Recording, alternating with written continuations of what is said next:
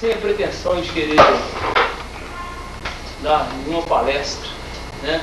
Seria mais um contato informal que a gente teria, em que eu pudesse dar a vocês de informação, eu procuraria fazer da melhor maneira possível.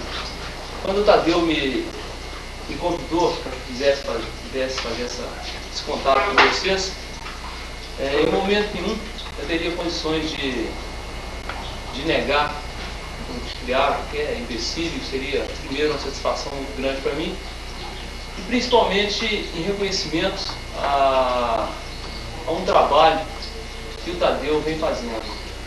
Eu sou professor de educação física.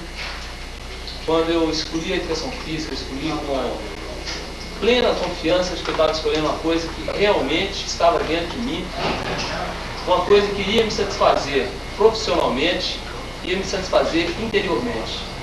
Tá? Eu acho que isso é importante para todos nós.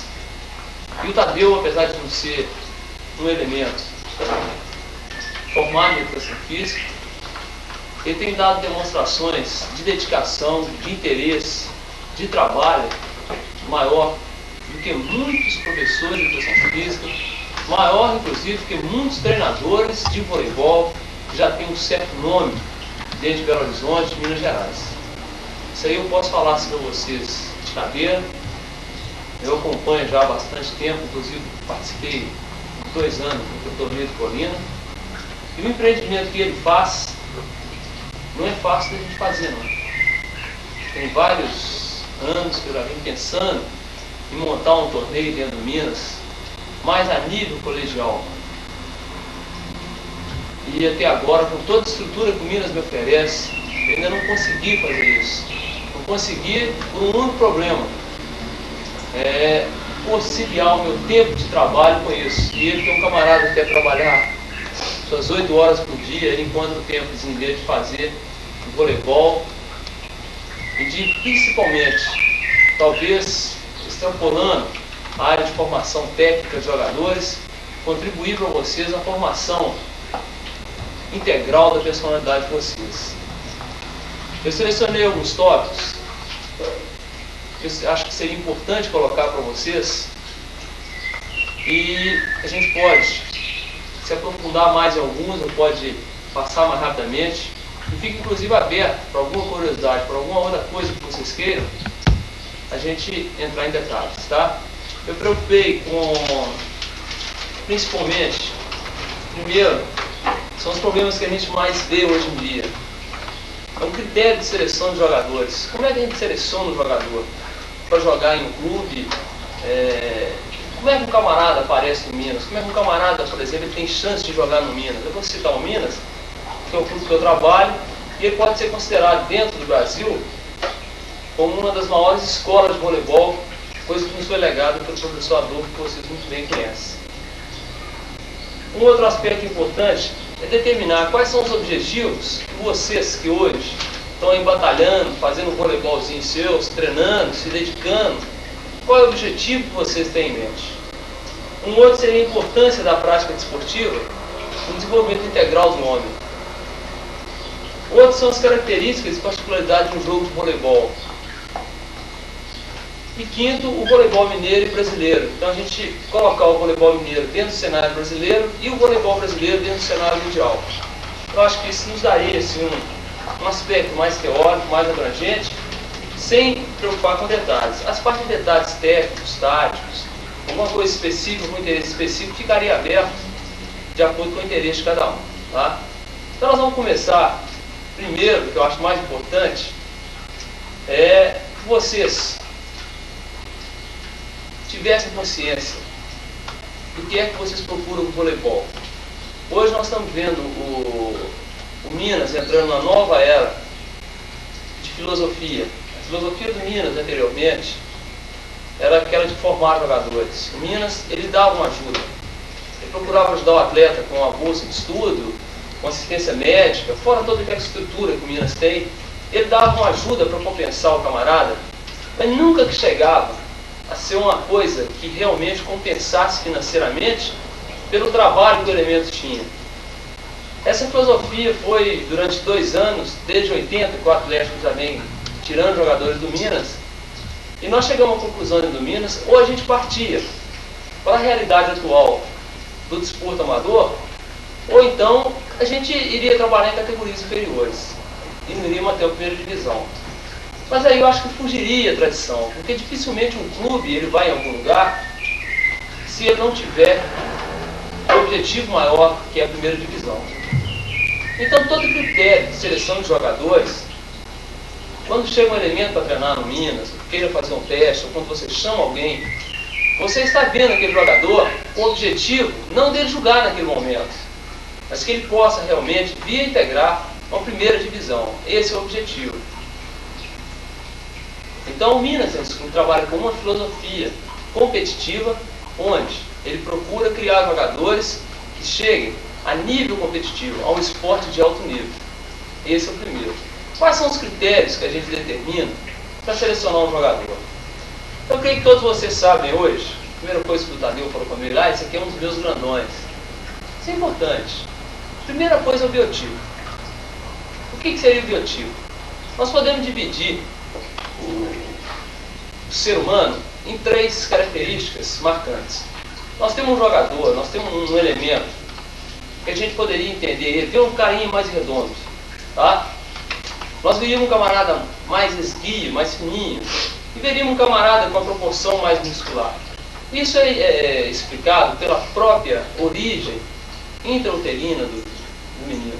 Quando nós nos classificamos dentro de um determinado tipo de físico, isso já vem de caracteres hereditários, tá?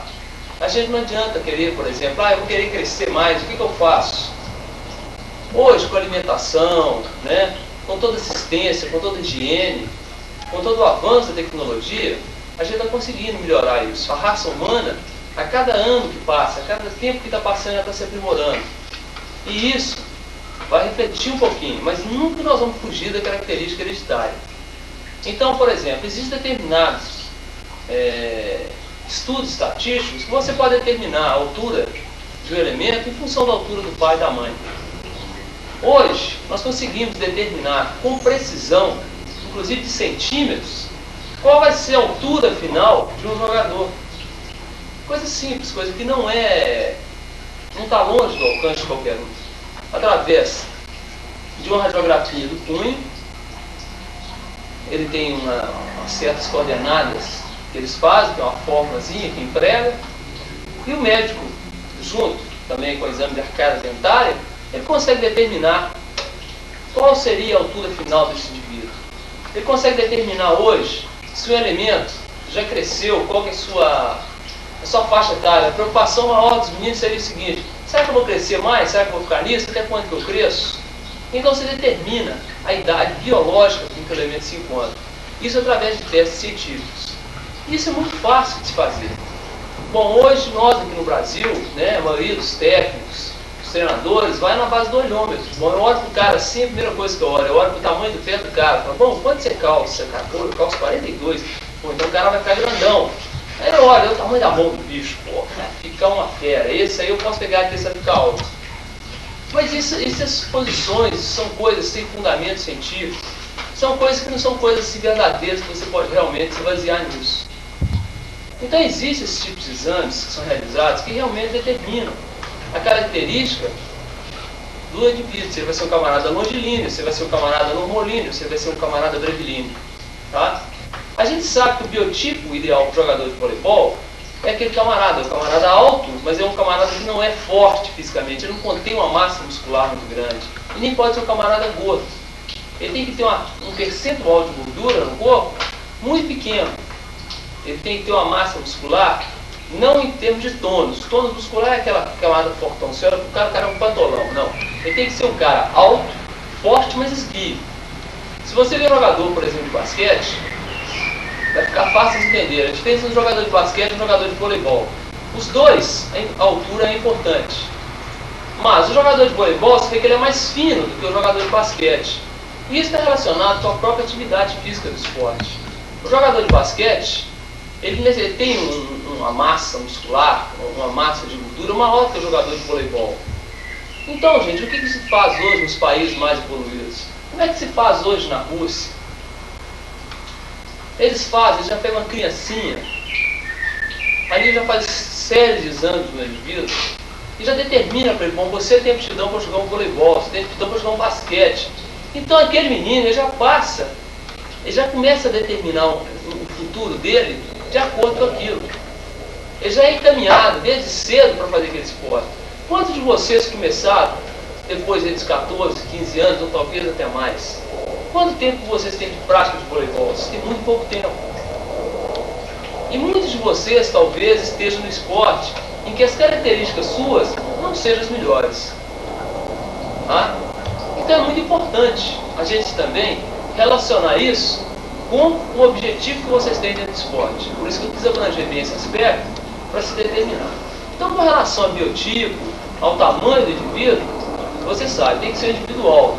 E hoje a gente consegue determinar, através de testes científicos, com uma precisão e com uma confiabilidade muito grande. Então eu acho que aí fica muito mais fácil a gente fazer um trabalho. Existe uma outra coisa também, a aptidão física específica.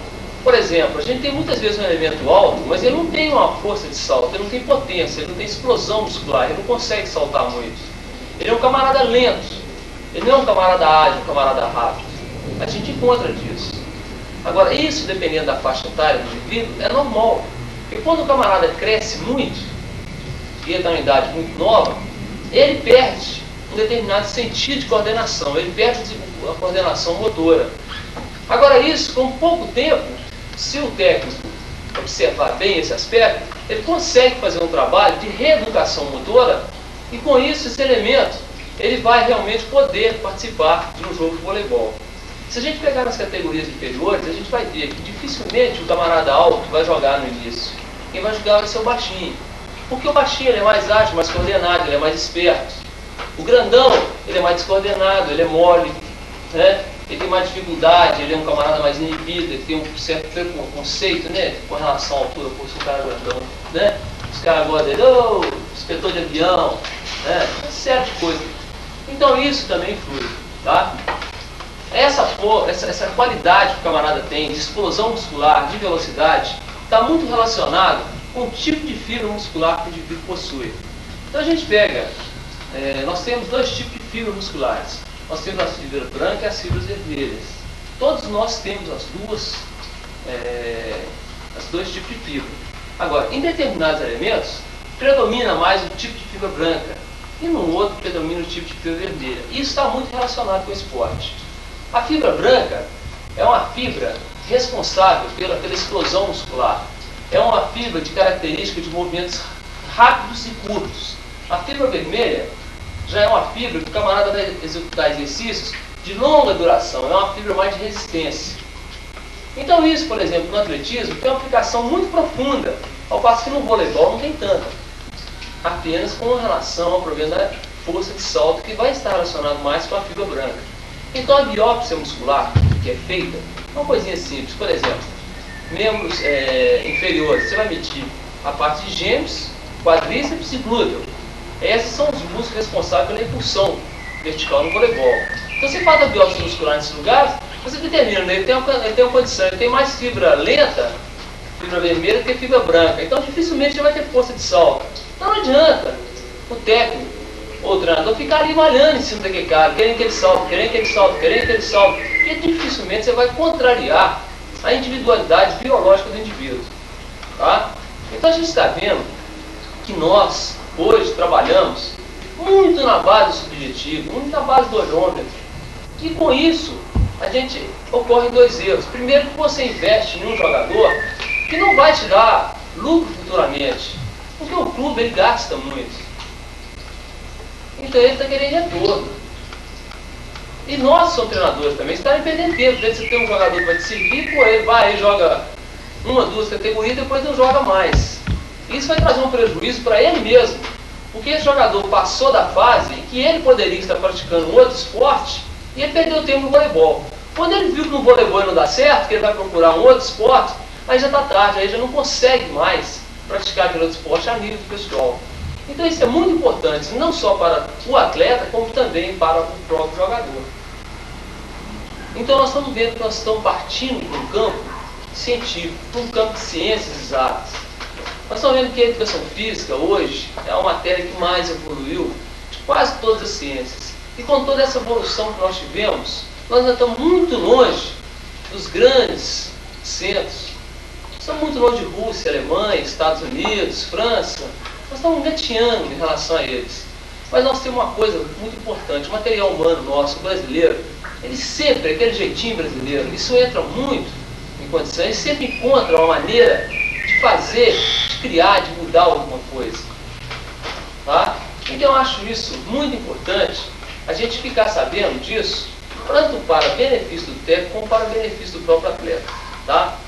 Uma outra coisa importante que vai coroar: o camarada é alto, o camarada tem a condição física ideal, ele tem um camarada de explosão, um camarada tem força de salto, um camarada de velocidade, um camarada coordenado.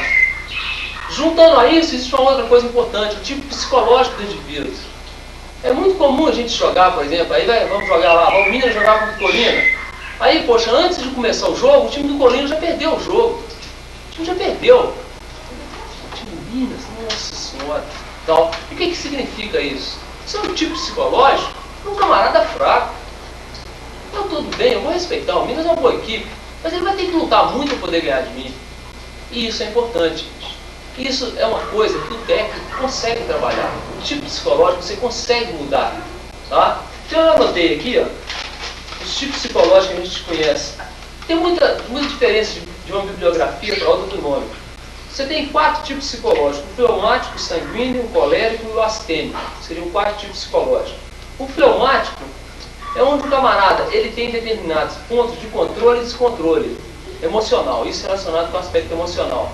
Esses 2 pontos de controle e descontrole se equilibram. Tá? No mesmo momento que ele é descontrolado, ele passa um pouquinho e vai se autodominar novamente. O tipo sanguíneo, ele é mais controlado do que descontrolado. Ele consegue se controlar mais do que o outro. O colérico, o controle dele é menor que o descontrole. Vocês que assistem voleibol, qual é o jogador do Minas? Ó, João, tudo bem? Qual é o jogador do Minas que vocês poderiam determinar aqui de colérico? Quem é que vocês conhecem? Vocês conhecem todo o time do Minas?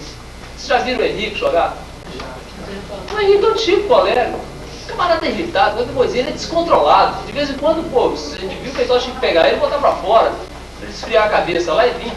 Com isso ele interfere na equipe, ele atrapalha o rendimento da equipe. Tá certo? E tem um outro tipo sanguíneo, que é o astênico, que é um camarada que não se... ele é inerente a emoções. Para ele, o time está ganhando, ele está satisfeito. O time está perdendo, ele está rindo do mesmo jeito. É um camarada que dificilmente teria condições de jogar voleibol. É um camarada que não se preocupa muito em ganhar ou perder. Para ele o resultado não importa. O que importa é aquela práticazinha dele. Ah, eu estou jogando e tal, está satisfeito. Então o tipo psicológico também é importante. Só que esse tipo psicológico, ele está dentro da capacidade do técnico poder trabalhar isso. Tá? Uma outra coisa importante é a facilidade de aprendizagem. Não adianta a gente querer trabalhar com indivíduos que vai encontrar dificuldades. Eu não vou dizer que um camarada é mais inteligente do que o outro. Eu vou dizer que um camarada que teve mais oportunidade do que o outro. Então, se o menino, por exemplo, a vantagem sua, vocês levam uma grande vantagem sobre a maioria dos atletas, por exemplo, do Minas. A maioria de vocês mora em casa, vocês moram em bairro, a atividade física sua, vocês estão na rua, vocês brigam de pegador. A infância sua foi realmente a infância de menino. Não é aquele coisinha, né? Aquele menininho que é colocado dentro do bibelôzinho. A maioria das suas foi essa. E isso leva uma vantagem. Porque o desenvolvimento do aparelho neuromuscular seu é muito maior do que o outro menino. Então vocês, para esporte, vocês têm muito mais possibilidade de desenvolvimento. É onde vocês teriam, por exemplo, um atleta polivalente. Acho que você joga futebol de campo, joga futebol de salão. Se você for jogar basquete, você joga. Se você for jogar o voleibol, você joga. Isso é devido à atividade que vocês tiveram na infância e que está interferindo no sistema de coordenação neuromuscular de vocês. Tá? Então a facilidade de aprendizagem está muito relacionada com a aptidão do camarada. Vocês vão falar assim: poxa, tem um camarada, eu estou treinando, tem 3 anos que eu treino voleibol. E chega num determinado ponto, chega um menino lá com 3 meses, começa a treinar, o menino fala assim, vai e pega o time titular da equipe. Pô, não é possível, tem alguma coisa errada. Será que sou eu que sou mais burro do que o outro? Será que ele é mais inteligente do que eu? Não. É porque o camarada tem toda a aptidão que se encaixa melhor dentro do voleibol. Ele tem o tipo físico, ele tem as qualidades físicas, tá? Ele tem um tipo psicológico, aquele esporte ele encaixou dentro dele, sabe? Veio de acordo com a própria personalidade do indivíduo. E isso é muito importante, tá? Vocês também entenderem isso, certo? Eu acho que esse tipo de critério de seleção de jogador para jogar o voleibol, acho que é muito importante para todos vocês conhecerem, tá? E dentro disso, a gente jogaria num outro aspecto, que seria quais os objetivos que vocês procuram dentro do voleibol. Nós podemos classificar o voleibol de 3 formas. Quer dizer, eu classifiquei de 3 formas. Pode ter pessoas que classificam de outro. Por exemplo, recreativo, educativo e formativo. E o outro, vamos dizer, profissionalismo, porque não existe mais. Vamos cortar esse negócio de esporte de alto nível. Vamos dizer profissionalismo, certo? Profissionalismo seria um camarada que tenderia a chegar na primeira divisão, seria um camarada que queria participar de seleções, um camarada que queria mesmo jogar voleibol e poder ter até condições de se sustentar através da prática de voleibol. Bom, o camarada que vai jogar recreativo, no nosso caso ele não vai servir. É aquele camarada de colégio que joga aquela peladinha lá do recreio.